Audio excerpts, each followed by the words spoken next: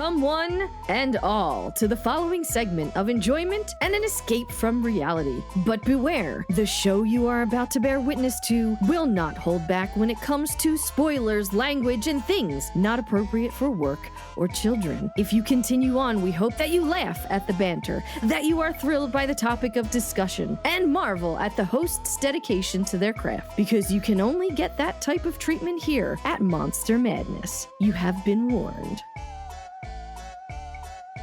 It's what we call a fixer-upper. Tell me, are we convenient to the school? Oh, yes, the school's just 2 blocks away. And young children will walk past here regularly. Do you two have children? As often as we can. Waldemar? Ask normal questions. We're supposed to be typical people looking for a home. I am looking for a way into this house. You ask normal questions. Hi, hello, and welcome to Monster Madness, a podcast dedicated to all sorts of creatures, features, and beyond. My name is Erika, and I am one of your hosts, and joined with me every week is what some would call my BFF, Matt. Hi, Matt. Hi. I started thinking about, have you ever seen the guy on Instagram who does like the weird facts? I mean, there's a bunch of them, yeah. There's one guy specifically, and I thought about trying to find fun things that he would say, just start using those as intros, and then I thought it would be too hard, because most of the time when I listen to those, I'm like just sitting on the couch at night, and I never retain it. Okay. But it's like the weird like statements that don't make sense. I'm sure I could Google a bunch of them, but I'm certain at this point everyone has heard them. It's possible. Shut the fuck up. Wow. Okay. Well, that was this week's episode of Monster Madness. It was really great talking to all of you. It was a really wow. it was a short episode. Yeah. Deuces. We lasted a month and a half before we imploded.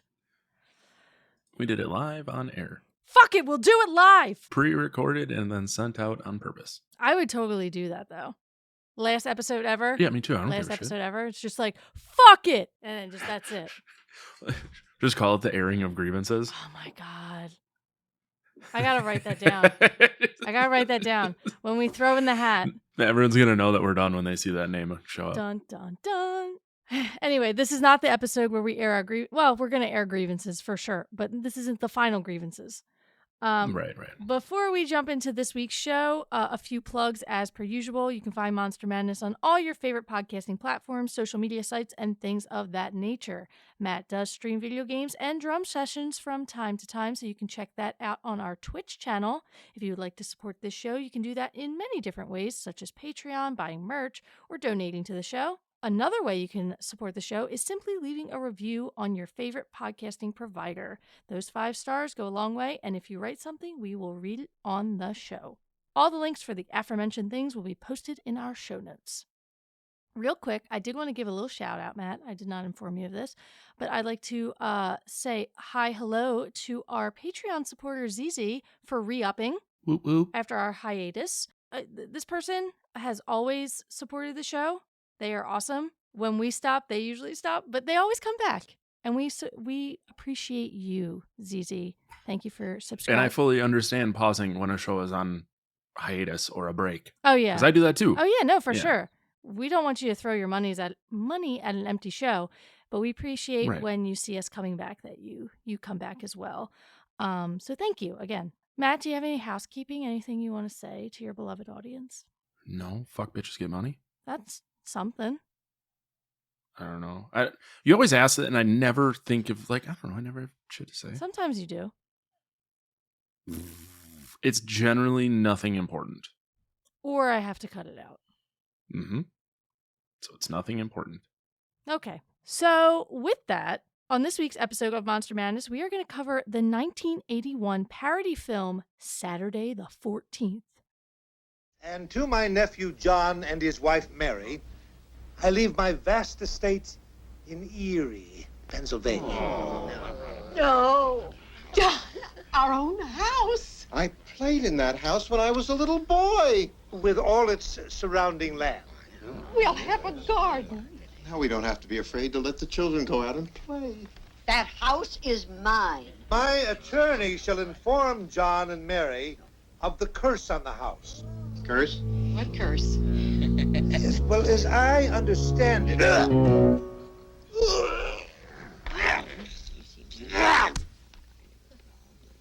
We've inherited a house with a curse. So, Saturday the 14th came out on October 30th, 1981 in the United States. It has a runtime of 1 hour and 16 minutes, right in Matt's sweet spot. It's rated PG and is tabbed under the horror, comedy, and fantasy genre. It is directed by Howard R. Cohen, who also wrote it alongside Jeff Begun. It was produced and distributed by New World Pictures and eventually HBO in 1982. I did want to make mention of the music in this film because that was one of the highlights for me. Shout out to Palmer Fuller, who did the music for the whole movie.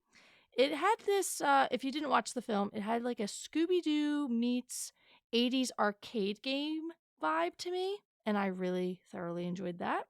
The cast is Richard Benjamin, Paula Prentice, I think it is, Paula Prentice, Jeffrey Tambor, Severn Darden, Carrie Michelson, Kevin Brando, Rosemary DeCamp, and Stacy Keach Sr. This movie only has one tagline: when you thought it was safe to look at the calendar again. Meh. Yeah. I have feelings. I know. See? Airing of grievances already. But like you said, they're not about you. They're about this movie. It better fucking not be about me. I am The a stellar only human thing being I to have you. against you is the fact that you decided we were going to watch this. Here's the thing. I never know where you're going to stand on a movie, and I'm usually wrong. Yeah, but had you seen this before? No. Okay. So it was a crapshoot for both of us. And I guess, I mean, I will hold off, but there are other things we need to talk about before we get to the point where we recap the movie. Oh, I'm aware. But it's actually your turn. Do you have your trusty inflation calculator, and do you have the budget? Oh my God, you're prepared. Hey, it's weird. This is what happens when we record at 1:40 on a Thursday afternoon when I'm supposed to be working. So the weird thing is there is no budget listed. Oh. But there is a box office. And then what gets even weirder is that there are two different numbers for the box office. Interesting. So it either made 4 million or 2.2 million. That's a which big I went with 4 million to give them the benefit of the doubt. I went with 4 million, which the trusty inflation calculator comes out to $13.1 million right now, which is fucking awful for a movie. Yeah. So I'm going to assume that the budget was quite low just because none of these people I've ever really heard of. Like Jeffrey Tambor I have, but this is probably before he got popular. Oh, for sure. If you don't know the name, and I guess the best thing I can equate him to, he's the dad in Arrested Development. He's also in a ton of, this was the third movie he did. So yeah, so I'm sure he was quite cheap. But yeah, he's in all sorts of shit. He was in The Hangover. Oh, he's in all 3 Hangovers. He's the dad, isn't he? I actually don't remember. Sid Garmer. I guess he is. Yep. So he's what's his fuck's that's how much I pay attention. But so yeah, the box office is weird. I don't know how it came about, but it seems like this movie must have like a weird after the fact cult following, because it got a 10% on Rotten Tomatoes, and the average review score is a 3.4 out of 10. And like it's not very good, but it has moments. Like I could see this being a movie that if I had seen it when it originally came out or when I was younger, that I would still like it. Yeah. But having now watched it, it was confusing. It was a confusing mess. And I don't know. I can wait till we're done with the plot to shit all over it, because there's nothing specifically to specific points in the movie that I'm going to shit on. It's just... Well, lucky for you, the plot is extremely short thanks to Wikipedia. Mm-hmm. Do you actually want to read this one this week? Since I was just clearing my throat. I just ate a lot of Greek yogurt, so it's like... I mean, I can do it if you want. If you're coded. If you're coded. Hot. I was just waiting to see if you were going to say anything. There should be a video podcast just so people can see you caress your face. Smushing my mustache. Oh, it's wonderful. It's a wonderful house. Mary, that's not the house.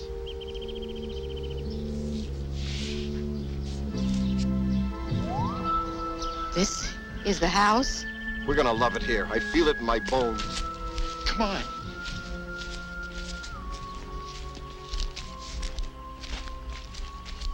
It's what we call a fixer-upper. It's what we call home. I'm sure they won't stay very long. I'm sure they won't. I know they won't. An all-American family inherits a deceased uncle's house. John and Mary Hyatt, together with daughter Debbie and son Billy, move in. But I am one sentence in and already realize that the grammar is going to be a problem with this. Yep. Debbie and son Billy move in, but Valdemar, a vampire, and Yolanda, his wife, want desperately to get into the run-down house because it contains a book of evil. Billy finds the mysterious book. He reads of a curse hanging over the date of Saturday the 14th. As he turns the page, a monster is unleashed, and with each turn, another disappears from the page and is materialized within or outside the home. The house is soon swarming with monsters. Strange things start happening. Eyes appear in John's coffee. Sandwiches are mysteriously eaten. The television tunes into the Twilight Zone. Only dirt is found in Mary's bed. Dishes get done by themselves. Neighbors disappear. As this is happening, I'm sorry. I'm trying to read this fucking grammatically, and there's shit everywhere. So if it sounds like I'm having a stroke, it's just because I'm reading this grammatically. Yeah, it's really bad. As this is happening, neither John or Mary suspect anything, completely oblivious to the spooky occurrences around them. Now, the one thing that I found really funny is when they were arguing over who's doing the dishes. Like, why does anyone fucking care? They're done. Yeah. Like, just accept it. I would love if a demon or ghost or what have you would do my dishes every night. That Me is too. I would try. Like, what's your least favorite chore? I mean, cleaning in general. Like, I don't really mind doing the dishes because I do them so frequently that there's never really a ton to do. That's why I fucking hate them. Well, and I agree. But like, if we end up with a big pile, I will just put them in the dishwasher. So it's like, I usually do it to fill time. So if I'm waiting for something to cook or something in the microwave, or we're just sitting around watching TV, like the way our kitchen and living room are set up is like I can watch TV while doing dishes. But that's nice. So it's not a big deal. And like, I don't know, I'm such a busybody that like little things that fill time gaps, I don't hate. That makes sense. Yeah. Like, I don't mind doing the laundry because it's like every 90 minutes you get up and do something for 5 minutes. And then I don't mind laundry, but what bothers me about dishes, and I guess maybe because I live with monsters, so maybe this movie is a reflection of that kind of. That's why I liked it so much, because I could relate. But like, there's always like leftover food. My one daughter is old enough to put things in the sink and like not dump her plate out when she's done. So it's like, if I don't pay attention to it right away, then it's just like mushy, watery food. And that is a texture thing and a smell thing. I don't like it. So I have to be like ever vigilant. I'm pretty big on like rinsing my shit out. Someone else, not so much, will put a bowl that is like caked in melted cheese.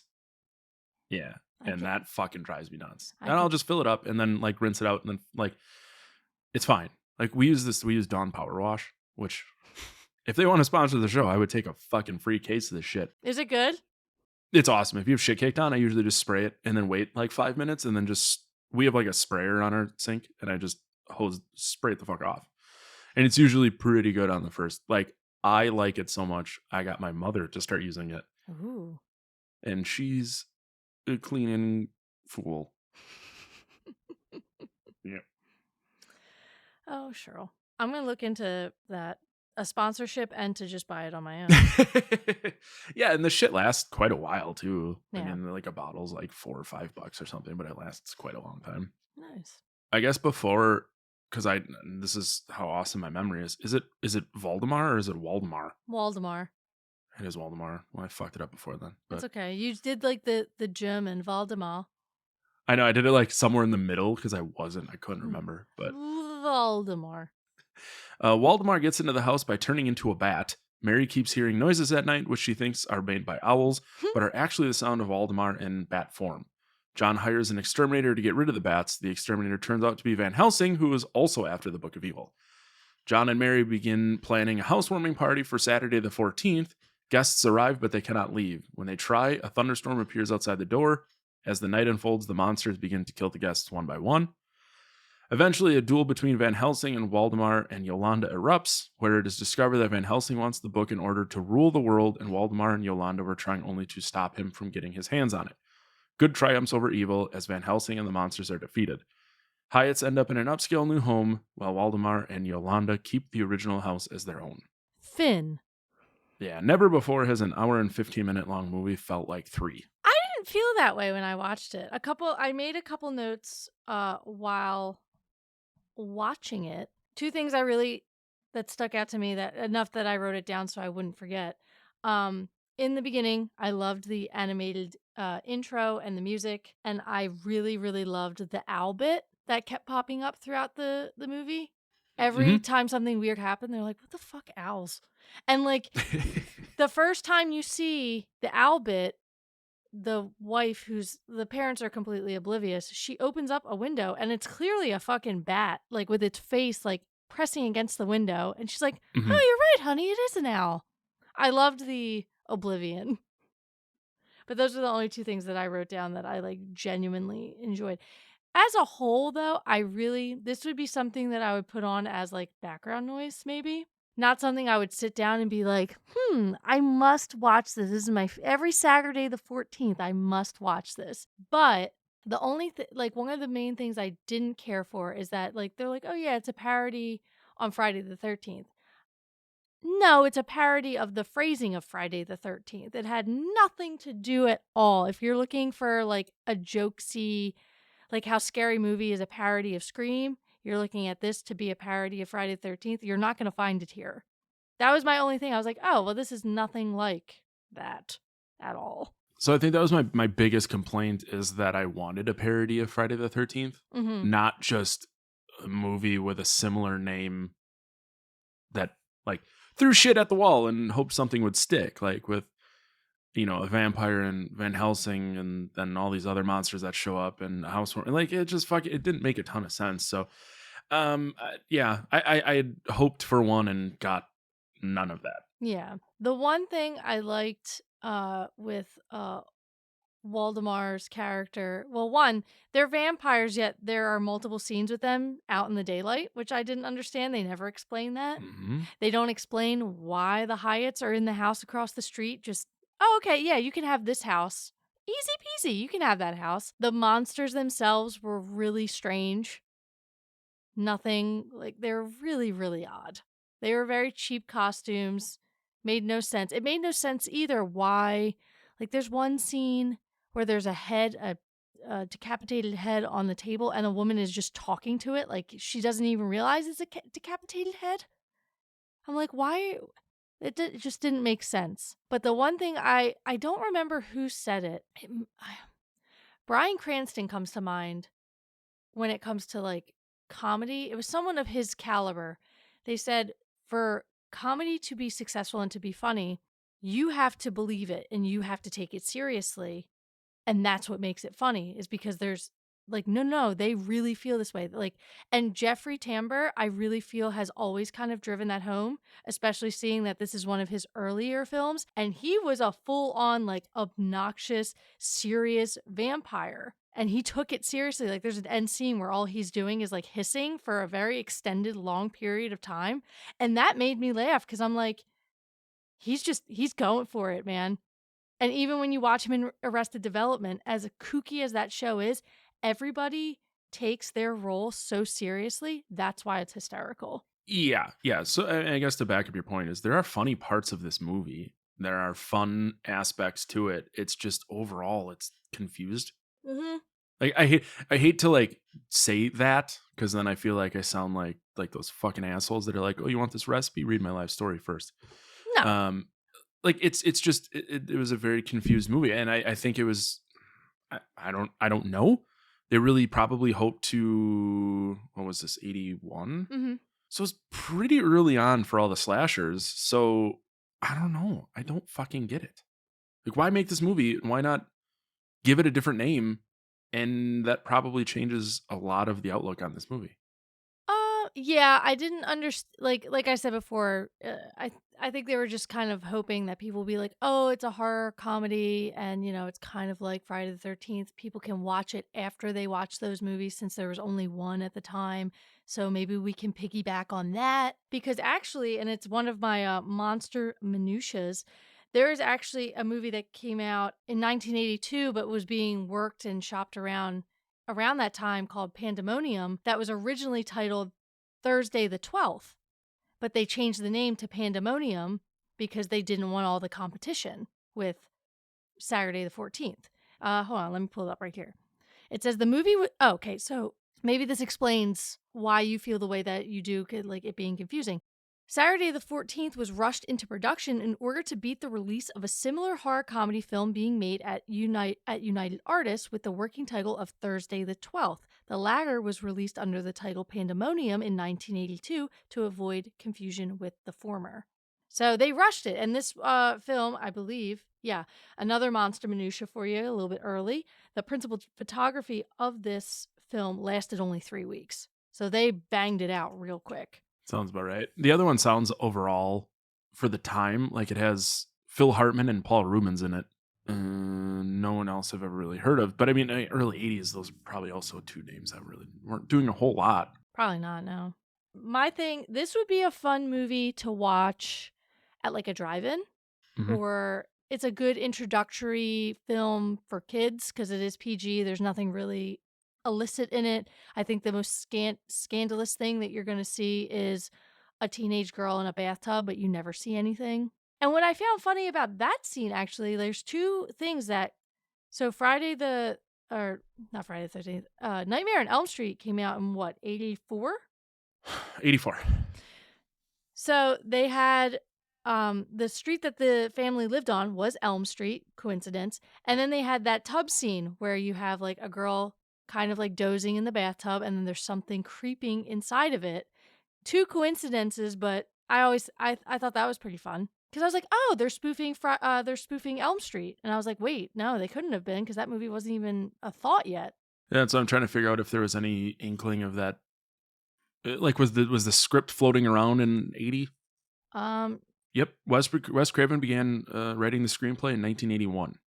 So, once again, writing the screenplay doesn't mean that the concepts were out there, especially in the 80s. But yeah, I don't think Hollywood was even remotely like it is now, where like everybody's like shopping scripts around, like look at this, look at that, and because Elm Street is Dimension, and isn't they say don't they call it the house that Freddy built? Because Dimension was about to go out of business and stuff like that. New Line Cinema. New Line Cinema. But yeah, they call it the fuck. I don't think it's the house that Freddy. It's something similar, like the drive me nuts. Wow, aggression. You were right. It is the house that Freddy built. I fucking know my shit because you said it to me and I listened. Well, I couldn't remember if it was house or like a different term for building. You know what I mean? Like, that's what I'm saying. Fuck you. This is the warehouse that Freddy built. Now, for some reason, I wanted to say it was going to be like the building Freddy built, or the company, or We're getting really close to airing grievances right now. I mean, we can. We got so much time. I really don't want to. Okay. Sounds like a lot of work. I don't have it in me today. All right. Well, with that, and we'll continue our conversation about it, but I want to get to some monster minutiaes. Let's all go to the lobby. Let's all go to the lobby. Let's all go to the lobby to get ourselves a treat. I'm going to add some music here because I haven't the last 2 episodes. Way to go, dick. Well, there was no good like spot. Like I just kind of were like, hey, monster minutiaes. So Matt, did you like that little monster minutia tune? Yes. Loved it. Made me twerk. Oof. Again, we should be a video pod. Ooh, speaking of airing of grievances. Oh God, what do I do now? No, has nothing to do with you. Can we talk about this for a second? I'm in the midst of starting a new podcast with my cousin Jackie, and this is going to be a topic that we may have already discussed, but I'm going to discuss it again. I have an issue with podcasters, quote unquote, who also release like the video of their recordings, and here's why. If you're going to add extra things, like let me give my cousin as an example. She hosts a Last of Us podcast, And when she did the video for the show, they added stuff and like visually that you could see. It's not just me watching two people talk. However, if you're exclusively just a video podcast, just say you're a video show, like just say you are like basically an internet talking show, like an internet talk show. A podcast is literally me putting earbuds in, doing dishes, folding laundry, and listening to an audio in my head holes. Podcast. A video representation of that is a talk show. I will die on this hill. Because like if we were to put out the video recordings of us, which we would never do because one, I look like trash 90% of the time and I don't need people to see me looking like this. Also, I cut shit out all the time because we sidebar into crazy shit that means nothing to anybody but us. So it would just be like, just so many cuts. And that's just so much work. But if we get famous, then for sure, video podcast. So I'm glad you finished on that point, because I don't think no one wants to watch people that they've never fucking seen do video. Yet they and I'm do. saying that as someone who used to fucking put out video but we recorded live. Yes, that's different. And that's what I'm saying. So like that's the only difference, is it wasn't recorded and edited and then released. But like I don't want to watch like there's two podcasts that I watch as opposed to listen, but one is interchangeable because it's literally just two guys. It's Sauer, so Dan Sauer, the comedian. He just started a podcast. It's just him and a guest on a couch. So it's like that's interchangeable. I can either have it on my TV while I'm doing stuff and I'm really just listening to it, and then there's also a picture because that's just me. But the only podcast that has a video side to it that I prefer is Kill Tony, and that's because you get to see the fucking people. And you get to see that shit. That's a little different. But everybody now who has a podcast has a video podcast. Shut the fuck up. It's because they made it so easy to put so many different forms of everything out there. But here's the thing. Me and you have both been podcasting for a long time separately and together. Yeah, you're getting downloads from two separate places.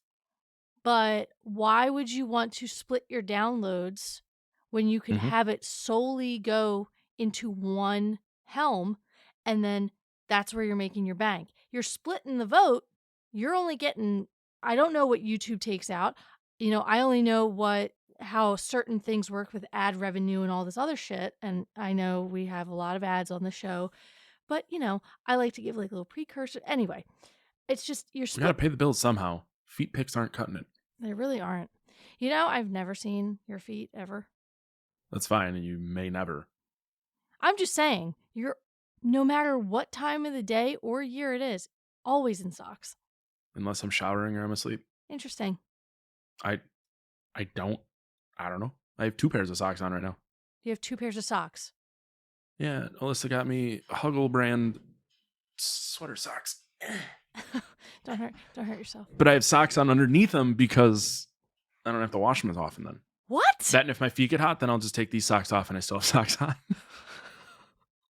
It's like you're fucking never nude. I don't think I have I don't think I have weird feet. I just have fucking normal dude feet. Do you have, do your hands look like your feet? Like, have you? Fuck? Okay, this is gonna sound really weird.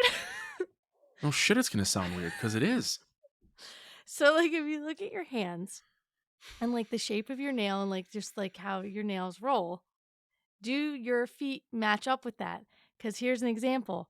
My dad has very rounded fingers. He doesn't have stumpy fingers. He has strong hands. He's a musician. He's a drummer as well, as you know. But his thumbs, he doesn't have toe thumbs. We've talked extensively about toe thumbs. But his thumbs and his toes look very similar, but they're not toe thumbs. But they match. I would be able to be that's my dad's hands and feet. Not because I know him, but I'm those are a pair. They go together. Like a matching game. I don't know. I'm gonna have to send you feet pics now. I feel like I have normal looking hands and feet. Nothing stands out that I hate about it. I don't know. Like, I don't have a good answer for this. I've never thought about it. I just.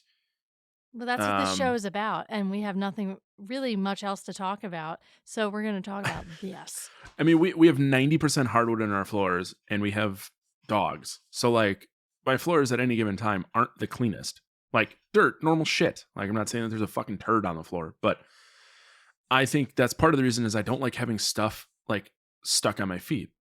So if I have a sock on, it gets stuck to my sock instead. I feel like I sound like a fucking serial killer right now. Like, I know I'm trying to like make sense of what I'm saying, and there's the more that comes out, the more I realize that it just sounds worse than it did when I started. Yeah, I wear 4 pairs of socks so nobody can hear me coming. It's not like this time of year I get cold. Like, we keep our heat at 62 because propane's fucking expensive to heat a house with. For sure. So that's why I have 2 pairs of socks on. In summer, I wear 1 pair of socks. Like, it's not. I'm wearing 2 pairs of socks because there's more space between my foot and the ground, and then that's the only way to get to heaven. Ninja Matt. No, I just I've always worn socks. I never liked. What? Oh fuck! You don't watch Friends, do you? No, sorry. So no, there was an episode where Ross, one of the main dudes, he is obsessed with scaring 2 of the other female characters because he mastered the Japanese art of unagi, which is a fucking dish.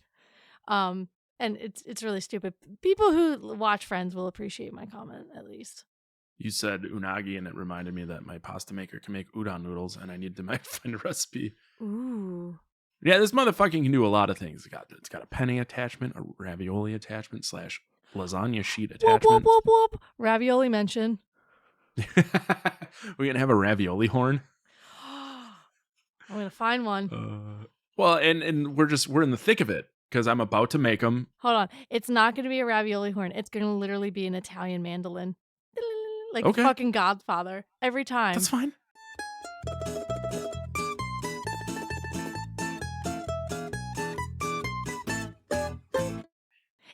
It's like in the last episode, every time one of us said Frau Bucher, I put in a horse. It's great. I support it. I laughed way too much editing that. So now I'm going to have even a better time finding a mandolin. That's fine. Oh, we're supposed to be doing monster minutiae, not talking about your feet and raviolis. But here we go. I really appreciate the people that listen to this show. Me too. Because this is just the most ridiculous, unorganized thing ever. Mm-hmm. Lead stars Paula Prentice and Richard Benjamin were married. The 2 were later star-teamed in the telemovie Packin' It In, and Prentice appeared uncredited in Mrs. Winterbourne, which Benjamin directed. As previously stated, principal photography lasted 3 weeks only.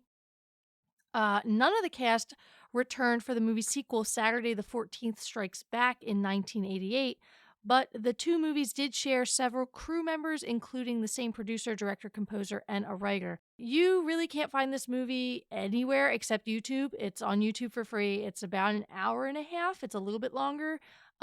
Me and Matt have not watched it yet. I'll probably toss it on while I'm working one day, and I'll report back next episode if it's worth it, because I'm not doing a whole episode. Maybe. If it's good enough, I'll add it to the sequel season. Or Matt and Corey can cover it on Podcast of Terror Returns. Yeah, which I don't think this would warrant its own episode. No, that'd be if anything, it would be like a real short little nugget. Little nug. Ooh, that reminds me. Speaking of pasta, speaking of nuggets, I think I sent it to you on Instagram Reels. This cheesy broccoli chicken fucker. With the nudes? Dude, it looks so good. But here's the problem is you send me all these recipes, and within the 3rd ingredient, I've already shit myself because it's always heavy cream. It's like heavy cream or a pound of butter. And like, I'm sure it tastes phenomenal, but I'm trying to fucking cultivate mass. Oh my God. I think, what was it? I sent you like a French onion soup. Yeah. Dish, and you were just like, I already have diarrhea. Well, because the first fucking step is put a pound of butter into a pan and then put six fucking massive onions in and then just wait. Pretty much. Like everything is good with butter. I don't disagree, but it's like, Lord, my fucking insides cannot handle that at this age. I know. That's why I know I'm getting older. Where I'm just like, oh my god, that. I literally was eating pasta for lunch today. Big shocker. I had leftovers, and there was like a pool of oil at the bottom, and I was just like, I'm not gonna eat those noodles because that might hurt me. We've talked about chili crunch, like chili oil and shit, and like, are you fucking kidding me? When I went through my chili oil craze, and you were just like, oh, you fucking chili oil again? Calm down. Where I'm going with that is like, I like chili oil. I think it's really good, but the fact is that you're just fucking putting oil on top of stuff, and then it's another thing where it's just the old poop luge. And then I think I've sent you the duet boomer on TikTok, the guy that dips all sorts of hot peppers in chili oil. Yeah. Oh my god, that's one of my, because you can buy his fucking chili oil for $18 a jar or something silly. But I mean, for the fact that I want to support the guy, Papa Tom's chili oil. Oh Jesus. So this is one of a number of slasher movie spoofs made and released during the early 80s that parodied the current cycle of films in that genre. The movies include Hysterical from 1983, Wacko 1982, Pandemonium, as mentioned before, Student Bodies 1981, Class Reunion 82, and then obviously this one, Saturday the 14th in 81. So in literally a 2-year span, you got a bunch of parody movies because of, here's the thing. I've never seen anything aside from Saturday the 14th in that list.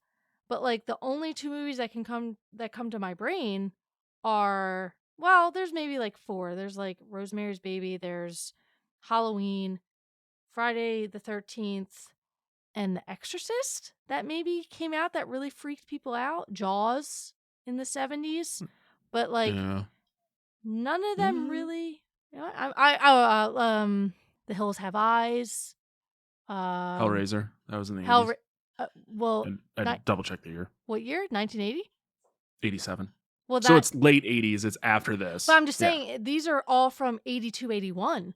I'm trying to think before that, 80 and before. So it's really not a lot. Like, you have When a Stranger Calls, which I think is like 76. That movie scared the absolute shit out of me. Still does. I like how I Google horror movies before 1980 and top picks When Evil Lurks, which came out in 2023. I hate fucking Google. I hate it sometimes. The Shining. The Shining. Excuse me, Night of the Living Dead, Dawn of the Dead, Yeah. Aliens. I always forget Alien was 79, Aliens was 86, Evil Dead was 81, The Thing was 82, Day of the Dead was 85, Halloween was 78, Texas Chainsaw Massacre was 74. That's what I was missing. I knew I was missing one big one. The Fly in 86. I mean, that's Psycho, 1960. There was a good bit to parody, but it just kind of felt like, at least with Saturday the 14th, they were just like, I just want a bunch of weird guys in costumes that really, they all looked like they were in gorilla suits, except the one that was like a mummy. There was one guy that had looked like a hand for a head. It was just really random. It was a choice. It definitely was a choice. It was like, let us go to a Halloween store, grab a bunch of shit. We're going to sew a bunch of shit together and just fucking let's go. So you mentioned parodies of these earlier. Mm-hmm. I don't remember what year it came out. Did you ever see Bloody Murder? Mm-mm. It is straight up Friday the 13th ripoff. Like the guy wears a weird hockey mask and has a chainsaw. His name is Trevor Morehouse. What the fuck's his name? Trevor Morehouse. Ooh. So, and that I remember watching it in high school, and I can still picture my buddy that I went to lunch with yesterday. He would always just Trevor Morehouse is here. It's like fucking awful acting. There's 2 of them too. I like it. I think they have the same, like it has the same beat to it, so it's like the same syllables. Jason Voorhees, Trevor Morehouse. Trevor Morehouse. Yeah, I like it. It's the fucking same. Yeah. I want to watch it now. I'm gonna download it. Yeah, also called the Camp Boogeyman. Although they spelled Boogeyman wrong, they spelled it as Bogeyman. A lot of bogeys in this man. Reportedly, distribution producer Roger Corman wanted Carey Michelson to be nude during her bath scene to spice up the video release in Europe, but Michelson refused. He considered a body double, but ultimately dropped the idea. Thanks, man. That was weird. She was supposed to be like 14. The 80s were a weird time, man. Fuck yeah, they were. The address of the house is 329 Elm Street. While the use of Elm Street may seem like just another parody in the mix, this film came out 3 years before A Nightmare on Elm Street. We talked about that as well. Star Richard Benjamin was cast in the lead role in this film after 2 years earlier having... God, the grammar! I wasn't me, it was the grammar. Having made a standout supporting role performance in another horror comedy, Love at First Bite, which spoofed the Dracula legend. Saturday the 14th also featured vampires. I had forgotten about the existence of Love at First Bite. I owned the VHS of this when I was a kid. My parents loved this movie. It had George Hamilton in it, and he was super fucking tan in it, which was hilarious because he's supposed to be Dracula. If I recall correctly, he's super tan in it. But I need to rewatch that because that movie is hilarious from what I remember. The license plate of the car at the beginning of the movie starts with HRC, which is the director Howard R. Cohen's initials. And like stated before, this movie was rushed into production in order to beat the release of a similar horror comedy film being made at the time called Thursday the 12th, which was later released as Pandemonium in 1982. The movie's title, Saturday the 14th, spoofed the Friday the 13th movie series being made and released about a year after Friday the 13th, and in the same year as Friday the 13th Part 2. Though the movie was not successful at the box office, the movie still produced a sequel, Saturday the 14th Strikes Back, which was made and released about 7 years later. That is a long-ass time for a sequel to come out of a movie that was not successful to begin with. So it's just like, guys, let's just try again. Let's just revisit. That's what doesn't make any sense, is how they decided to not only make a sequel, but make a sequel 7 years later. I'm curious to watch it just to see if it's more of the same. I believe it is, but question. So we talked about Evil Dead 2 on the last episode when we did Young Frankenstein. You have never seen it, which was surprising to me because you have always seen everything and I've never seen anything. That came out 4 or 5 years after the original Evil Dead, I believe. Yeah, 82 to 87, I believe. So I don't know how successful the first Evil Dead was, but maybe it was kind of like along the same vein because Evil Dead 2 is basically Evil Dead 1. You don't need to watch Evil Dead to watch Evil Dead 2. I actually tell people, just skip the first one. Go right to Evil Dead 2. If you want to watch all of them, good for you. But they basically recap all of Evil Dead 1 within the first, I haven't seen it in a long time. I want to say 15 minutes. Don't come at me, people. I'll let you know next week when we watch it, or next time when we watch it. But it's really quick. They recap everything because I remember watching them back to back a long time ago and being confused why everything like basically started over and they're calling it Evil Dead 2, like a continuation. But it wasn't. It was literally, they're just like, we're going to do it, redo. We're going to start over. And it's great. I love Evil Dead 2, and I'm really excited for us to watch it. But you were about to say something, I believe? I don't want to cut you off. No, you're good. I was trying to find... Like, I've always heard Evil Dead 2 is Evil Dead 1 just made funny. And that was the point at which the Evil Dead franchise took the turn to be a comedian, or a more comedic performance, I guess would be the better way to put it. But like in terms of budget and box office, it doesn't add up a whole lot as to why they would have remade it. But I don't want to talk about it too much. Yeah, no, that's fine. Because we're going to talk about it next week. Yes, we are. This movie was financed by Julie Corman, wife of Roger Corman. Wait, who the fuck's Roger Corman? Why does that name sound so familiar? Oh, he's an actor. Oh, he was in Silence of the Lambs, Little Shop of Horrors, Frankenstein Unbound. Oh, he was a writer of Little Shop of Horrors, and he was FBI Director Hayden Burke in Silence of the Lambs. He's a producer and a bunch of shit. Okay, so he's a popular man in Hollywood. The name sounds super familiar, Roger Corman. And last but certainly not least, this Howard R. Cohen's directorial debut. So this was his first movie. Those are your minutiaes. Oh, I feel so fucking minuted. You got minutiaes about us. I'd like to hear some minutiaes about our listeners, but, can't really do that live. Here's the thing, because we're going into yay, nay, or slay now. I already know what the fuck you're gonna say. I'm gonna actually give this a yay because I watched it the other night and really enjoyed it. And then I had it on in the background this morning before we recorded just to make sure I didn't miss anything for my notes and, just background noise. And I can see myself tuning into this again for sure. Because I just thought it was, I think 2024 is the year of me like just leaning into the enjoyment of things, even if it's not good. Like I've watched Thanksgiving and I've watched Thanksgiving 3 and I've watched Madman Mars. Like I've watched a shit ton of movies thanks to this show. And honestly, this was so outlandish and so like fucking stupid, but like in all the best ways. Like no part of it was annoying to me. And it was an hour and 15 minutes of my life that I'm not sad that I wasted watching it because it wasn't wasted to me. You, on the other hand. I'm not going to say it was wasted. It definitely was not enjoyable. Yeah. If it was the only thing on TV, if it was between that and having nothing on TV, I would watch it again. There you go. So that's like, is that a yin nay for you or just a straight nay?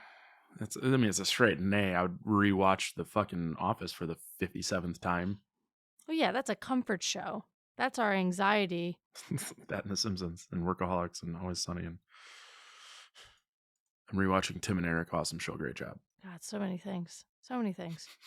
It's such a fucking horrible name, but I love it. If you're enjoying it, that's all that matters.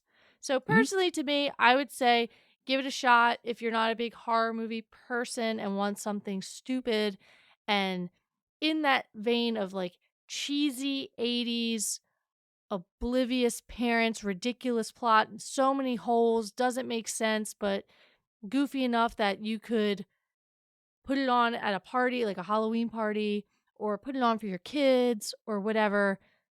It's up there for me. I would definitely watch it again. I find it enjoyable. When I watched it with my girlfriend, we fucking cracked up watching it and she enjoyed it as well. So it's a fun experience to watch with people. I think Matt is just a little sad sack and he watched it by himself in his office. I watched it in the kitchen. Well, technically kitchen / living room with my wife and dogs. Did Alyssa hate it? Mm-hmm. Yep. It ended and I think she said, well, that wasn't good.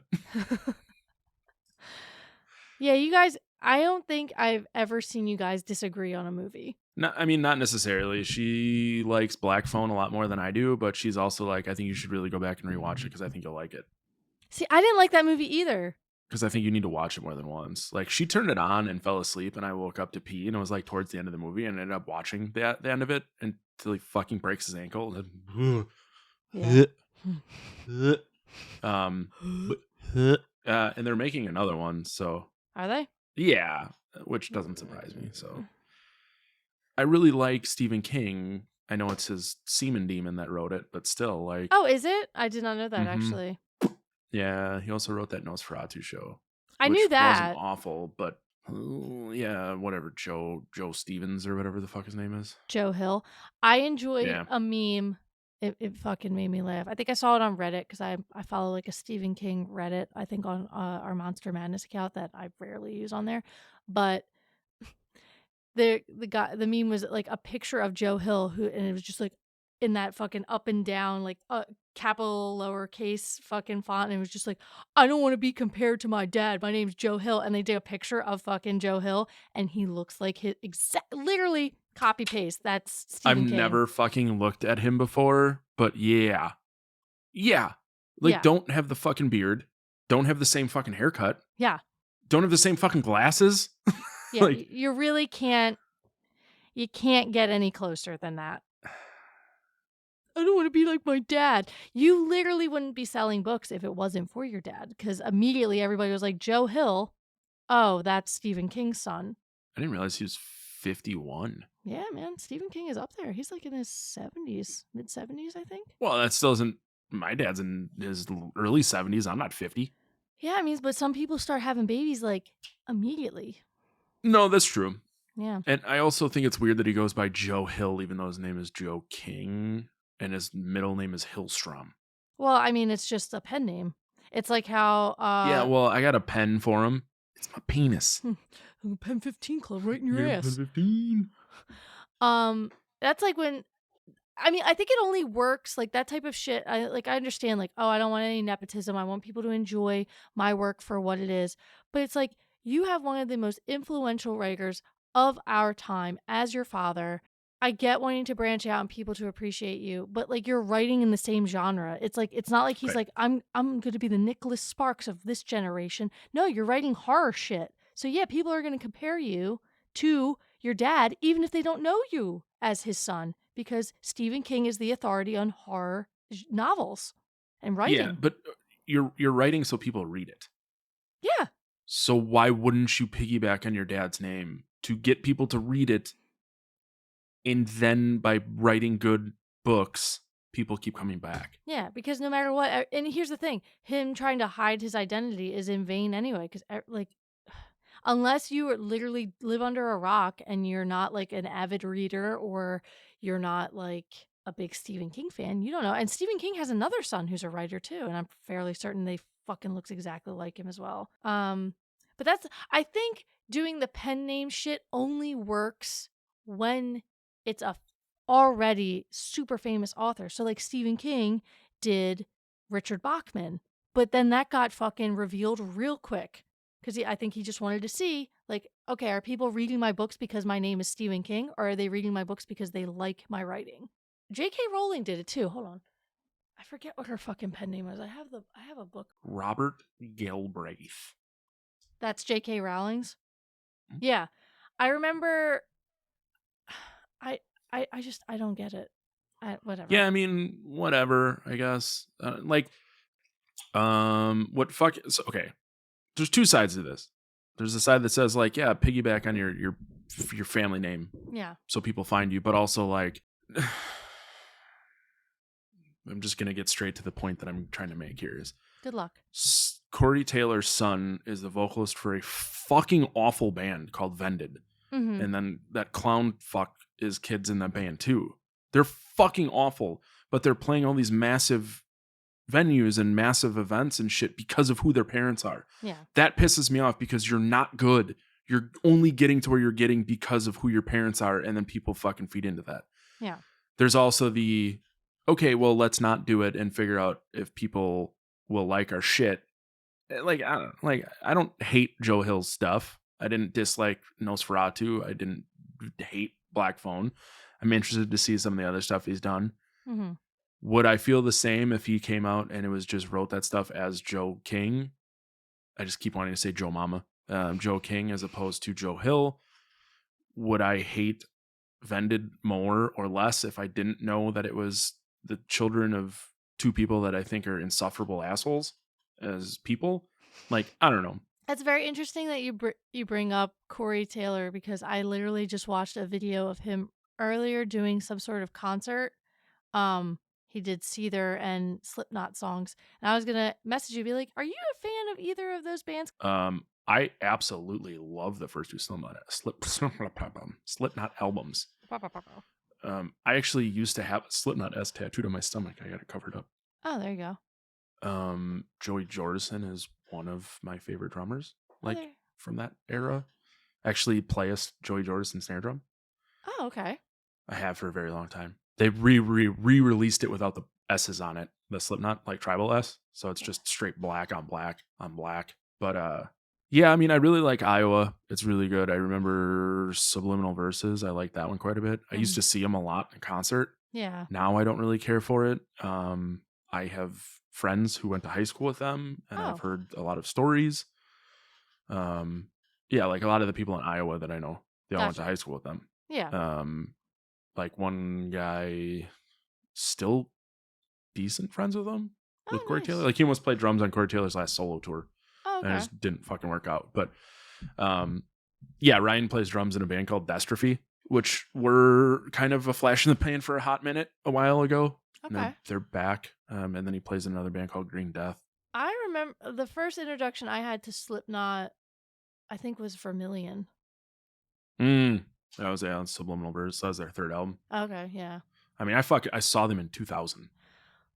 Oh goddamn, that age. Yeah. That makes me feel so old. But Well, and their that first album came out in 99. So it's like I saw them between the first one in Iowa. I can't recall if I've seen them live. I've seen so many like metal like festivals and stuff like that. Yeah. Like I don't know, were they weren't on the Family Values tour, were they? No, they did Korn. Tattoo the Earth and they were on Ozfest. Oh yeah, I never went to Ozfest. I wasn't allowed, but I was allowed to go to the Family Values tour. I was like, all right. My brother went to Ozfest all the time, like every year. Anyway, we've aired grievances, we've rambled, we talked about the film, we did our duties. The last thing to do is just say thanks for listening to this episode of Monster Madness. It's probably a little bit on the shorter side because this is a short movie. I say watch it. Matt says go fuck yourself. Next time we will be watching Evil Dead 2 if you want to watch that preemptively to join us. I'm very excited for that. I'm very excited for Matt to see that because I think he's going to fucking love it. Mm-hmm. Oh yeah, I mean if you love, here's the thing. I've seen the first two. I've seen the remake, and I've seen bits and pieces of Evil Dead Rises. I've never seen Army of Darkness. What? I know. Dude, Army of Darkness is so fucking good. Is that on this season? No. Army of Darkness? No. Just watch it. What's that fucking? What is that? That quote from that movie? Oh, something Fancy Pants or something? No. I think at one point Bruce Campbell says something about Mr. Fancy Pants, but there's a couple. There's Shop Smart, Shop S-Mart. Oh yeah. Bruce Campbell pulls out a shotgun because it's all in like medieval times, and everyone's all shocked. He just goes, "This is my boomstick." Yeah, that's it. Yeah, no, it's hello, Mr. Fancy Pants. Yeah. Now I want to watch that. Yeah, you'll love Army of Darkness. Oh, I know. If I you will. liked Evil Dead 2. Yeah, I mean it's peak Bruce Campbell. That's when he kind of came into his personality like that too. I love it. I love Bruce Campbell. I really want to watch Same. the movie so I can watch Ash versus the Evil Dead. Oh, Ash. Yeah. Have you seen Bubba Hotep? No, that's on our Mummy season. Oh, it is? Okay. Yeah, that's another good one. My Name is Bruce is another good one. Everything I've ever seen him in, I've enjoyed, even when it's like small parts. Because like obviously Sam Raimi did the Evil Dead movies, and then he did the first Spider-Man trilogy. So he had Bruce Campbell he was in the first movie, and he was like just some fucking announcer, and even that he cracked me up. Yeah, I hated like the TV show Burn Notice. I thought was really dumb, but I thought Bruce Campbell was really good in it. Well, I think I've seen like maybe one episode of that. I've seen like a smattering of them. I couldn't get very far in it, but yeah, that movie Black Friday that he did not that long ago, that was fun. Okay. There's so fucking many. He's one of those people that plays a role virtually the same, but it's not annoying to me. Like when Ryan Reynolds plays Ryan Reynolds in every fucking movie, that gets old to me really quickly. Because I think Bruce Campbell like knows what he's there for. Yeah. It's the same thing like you said before, where like the best way to be funny, whatever the fuck you said, was to really commit to it. I think he really commits to it in every facet. The only reason that something is funny is because the person who's saying it is taking it seriously. Like if it's like a comedy show or something like that, it's like if you believe it, that they're serious, that's what's funny. I feel like it was Bryan Cranston who said it, because I think he was talking about like Malcolm in the Middle or like some other comedy show that he had been a part of. He's just like, if you see me and you can tell that I find it humorous, it breaks that wall, and then it's not funny. It doesn't hit the same. And it's true. Fucking A. We're so fucking philosophical on this show. I love it. Sometimes. All right. Well, thank you again for listening. We will see you at Evil Dead 2. Bye.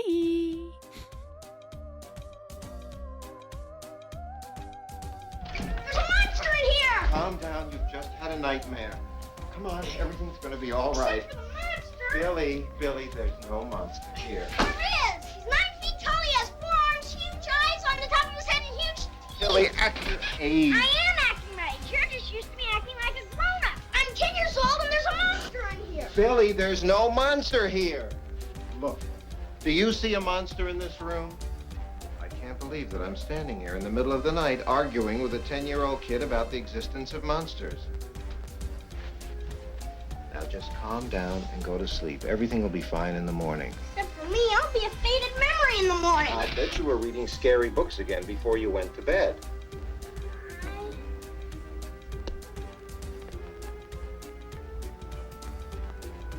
Good night.